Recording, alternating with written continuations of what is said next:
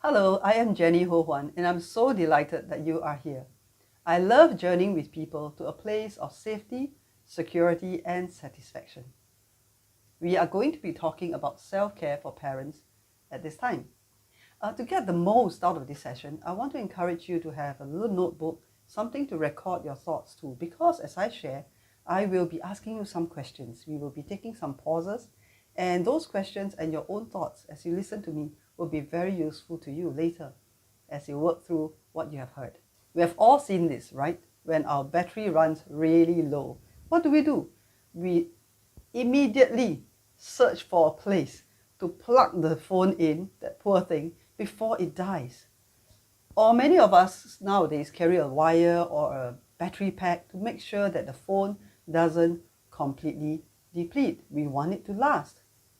Self-care is ensuring that our batteries don't get flat. And it can happen in two ways. The first is to read the signals from our bodies, our emotions, and our thoughts that tell us that our battery is running low. The second is to find a way to keep our phone, as it were, plugged in so that there is a constant supply of power and the battery doesn't ever run out. Life is not a bed of roses, and parenting in particular is often a roller coaster ride of highs and lows, blind corners and surprises.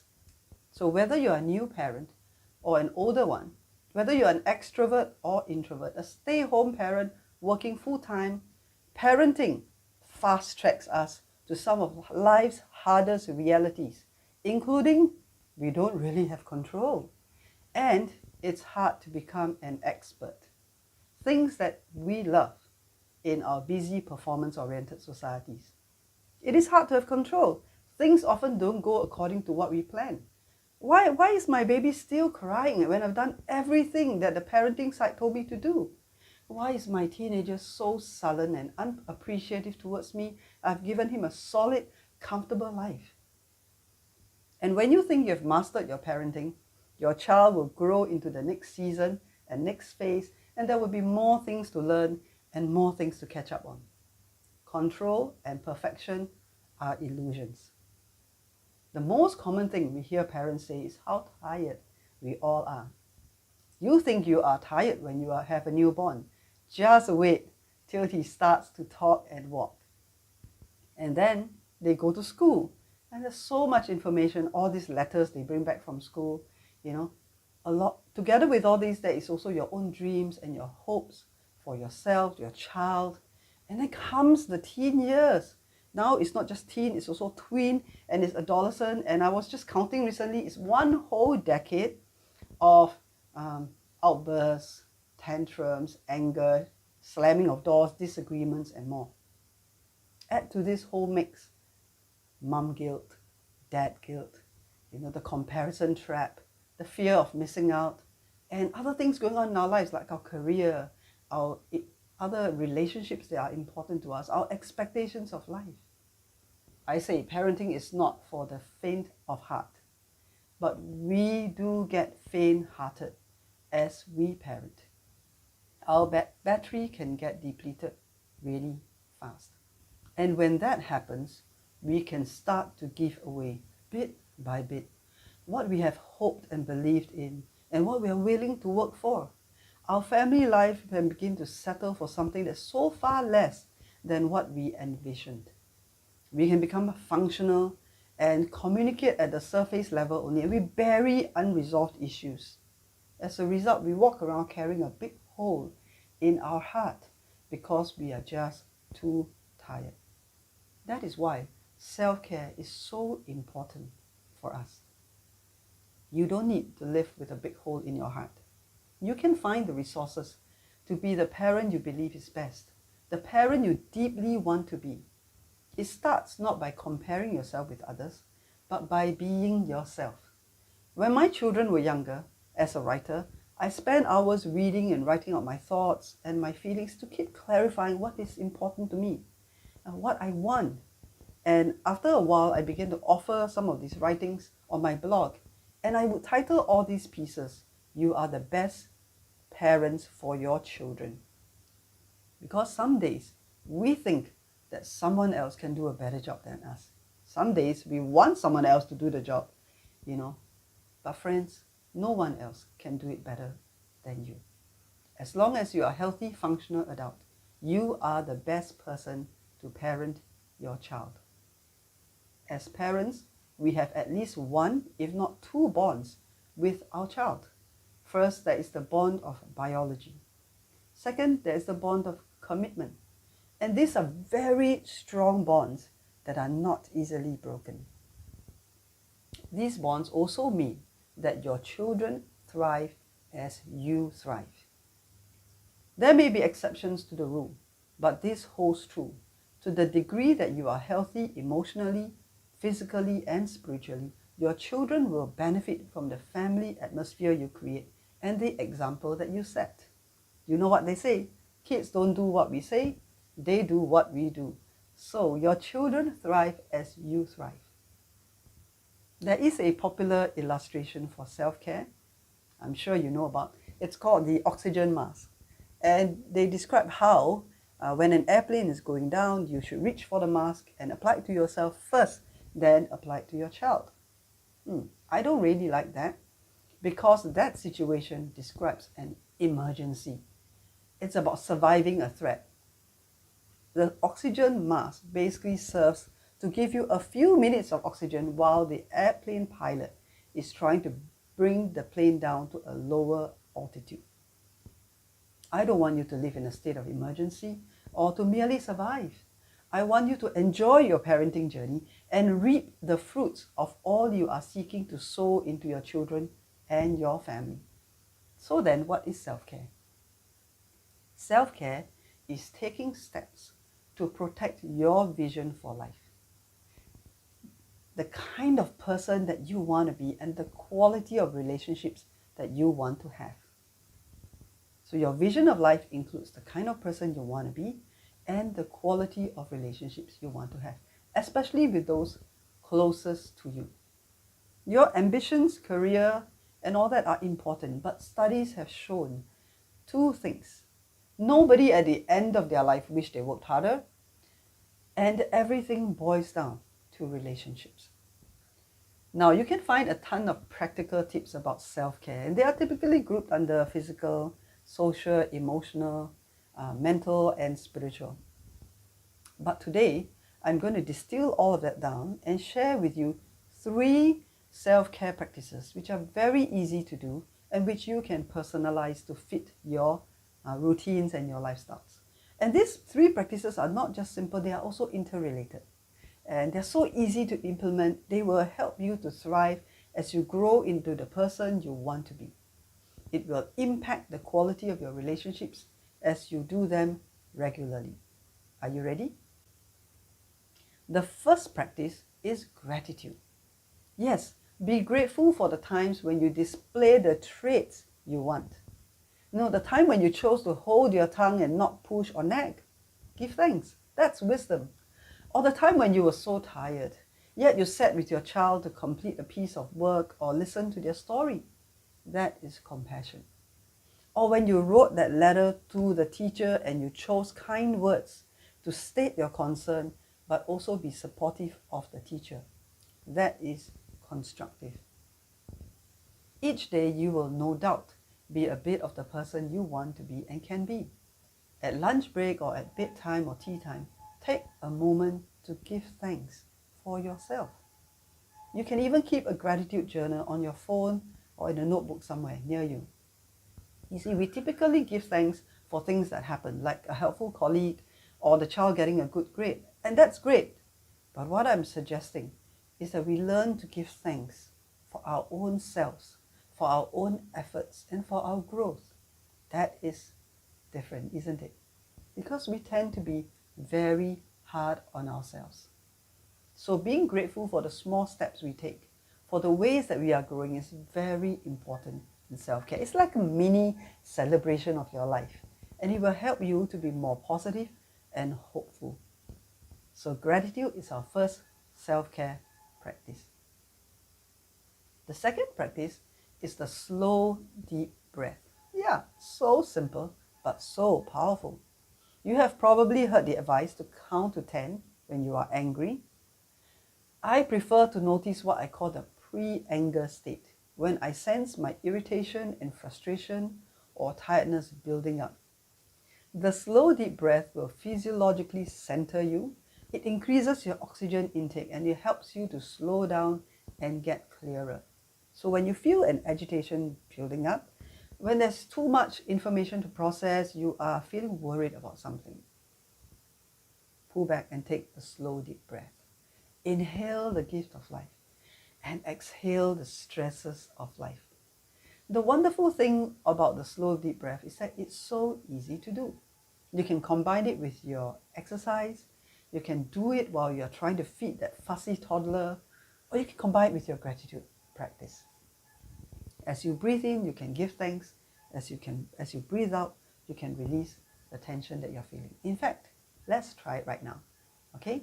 The slow deep breath involves you breathing in through your nose and filling your lungs with all this good free air that we all have and share.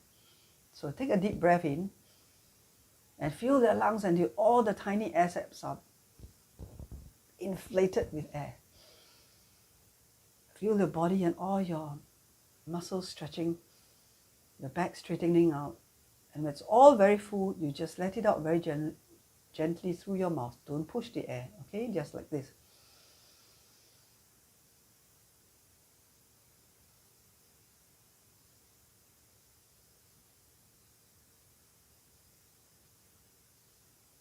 You can do this, and every time you breathe in, you can give thanks. And then when you breathe out, you can say, I release that worry, or I let go of this situation. So gratitude and the slow, deep breath. And finally, the life-giving way. Yes, the life-giving way. Every single one of us is unique and experiences joy and liveliness quite differently. You may need nature or a quiet, soothing space. Some of us like scents, yeah? Or creative activity, or a good long hug, or warm conversations with friends. Now, I want you to take a moment and think quickly of 2 things that make you feel alive, that lifts your mood and makes you smile. Just 2 things.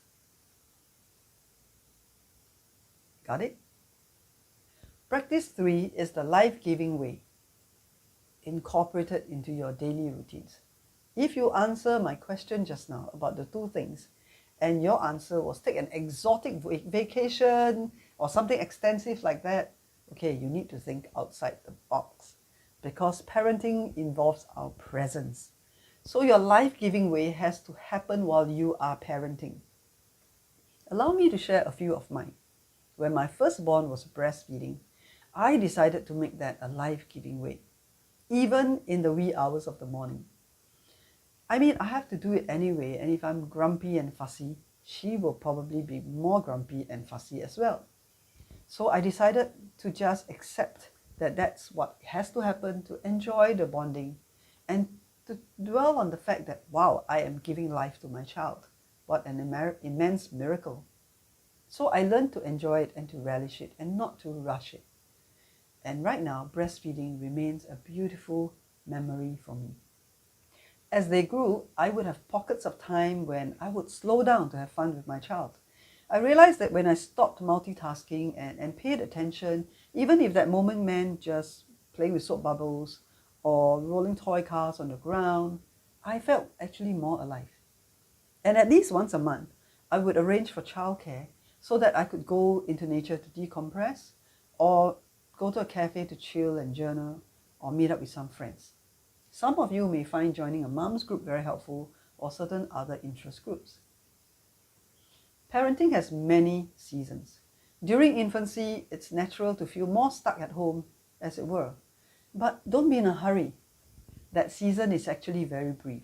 Soon you can take your children away along with you, anywhere you do, and get them to do something while you enjoy your life-giving way. Now, I do need to ask you to think about this seriously. See, because when we were swinging singles, perhaps parties and spas and vacations were our thing.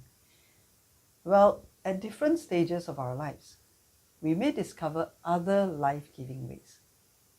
So it's very important to also learn to be flexible, to be open, because life is always inviting us to grow.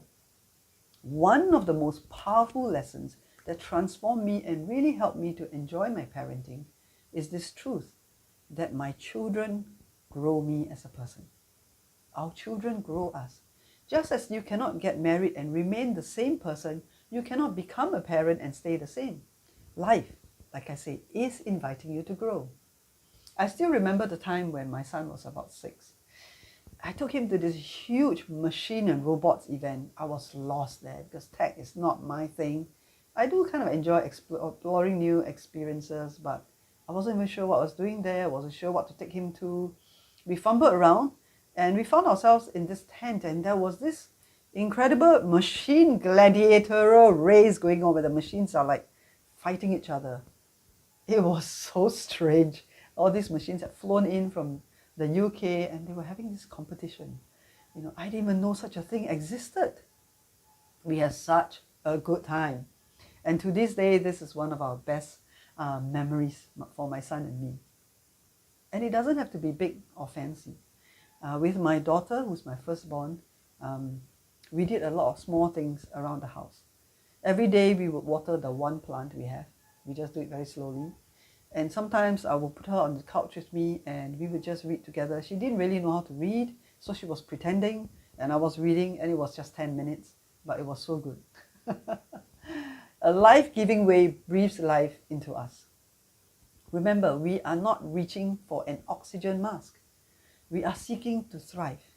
So a life-giving way cannot be something that you are grasping or grabbing. It must be something that you can plan, or something that you allow to happen naturally in the course of your day. Like just taking a pause, walking to the window, looking up to the sky, taking a slow deep breath, giving thanks. You see what I did there? I combined the practices, didn't I? The life-giving way, the slow deep breath, and the gratitude. A life-giving way is simply a small thing that you can do each day, and maybe something that you plan once a week or so. It just must make you appreciate life and feel alive. I began with this, but I think it's better, since we are living beings, to end with this. Each time you see a plant or think of one, take a cue from them. They are grounded, they are hydrated so they thrive, and they soak in the light. Your deep breaths will ground you to the gift of life. And as you give thanks, it hydrates your soul and keeps you tender. When you incorporate life-giving ways into your routines, it lights you up. You may not have green fingers, so go find your favorite picture of a plant, print it out, frame it up, and put it somewhere to remind you. Dear fellow parents, you are so important to your children and you are so valuable. Cherish yourself and allow your parenting journey to be one that grows you and helps you to thrive. And your children will thrive too. I have written a small book with 52 practical tips to help you raise happy kids, called Simple Tips for Happy Kids. And they will work for your children whether they are 2 or 20, because these tips are based on evidence-based research that all children need 5 foundational things to become well-adjusted, resilient beings. So do check the book out. Let your parenting journey, even though it has challenges, be and has no retirement, be one that you embrace and enjoy, and one that grows you and helps you to thrive. Use the 3 simple practices I've taught you: gratitude, the slow deep breath, and instilling life-giving ways into your daily routines. Now that my children have grown, I am digging deeper into my vision for life. And I have just begun a small community called To Really Live. You can check that out as well. It's at www.toreally.live. Now let's end with a simple exercise. I'd like you to sit in a really relaxed manner. Okay? Think of something about yourself that you are grateful for. Like, I'm grateful I made it to this Parent Ed Festival. Okay? And then take a few slow deep breaths with that. Let's do that right now.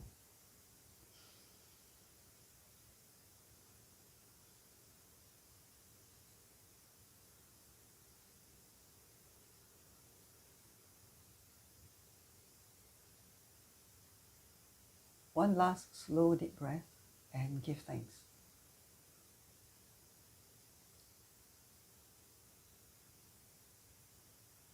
Thank you and take care.